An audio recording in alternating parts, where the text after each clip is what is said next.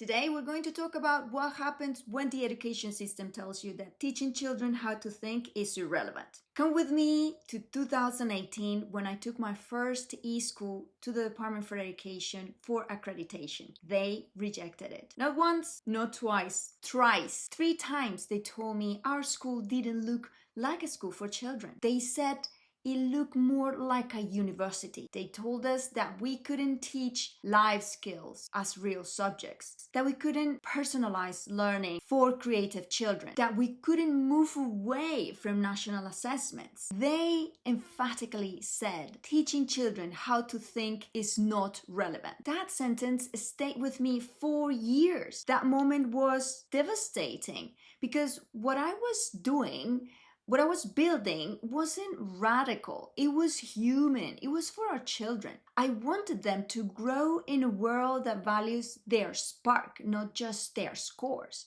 I wanted children to think critically, to build cool things, to understand themselves, to create, to develop personal skills, to collaborate and solve real problems. But the system simply could not make space for that. And after 3 rejections, I made a very difficult decision. I registered the school in another country so we could function legally, so that children like Juan Jose from our previous episode could still be served. So here's what I want you to ask yourself. If schools are designed around system, who is designing education around children? But this is not about fighting the traditional system, the mainstream education. It's not blaming teachers either. It's about understanding something very simple. Systems are designed to be efficient, to be put in a box and work from there. Children are not. Schools are designed to scale. More children in the same classrooms. Children are designed to grow. And those 2 things don't always move at the same speed. So when the system tells you that your child must fit established structure, a timetable, a sequence of assessments, and a fixed idea of what success look like, that doesn't automatically mean that your child is wrong if it's not performing.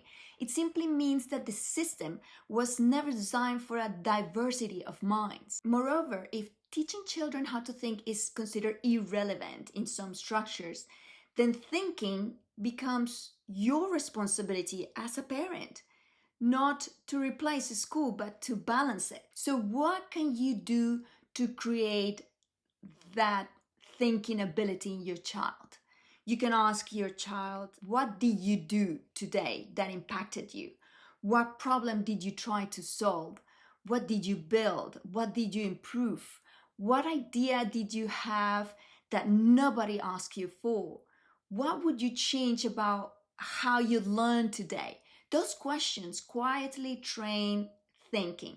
They give children permission to reflect, not just to perform, to give feedback of what happened in his life. Because the truth is, your child doesn't need permission to think. They're going to think no matter what. What they need is a space, a safe space. They need adults who protect that curiosity, that thinking. They need adults that value creativity, even when it looks messy. They need people who remind them that learning is not about passing grades or passing exams. It's about becoming the best person that you can be.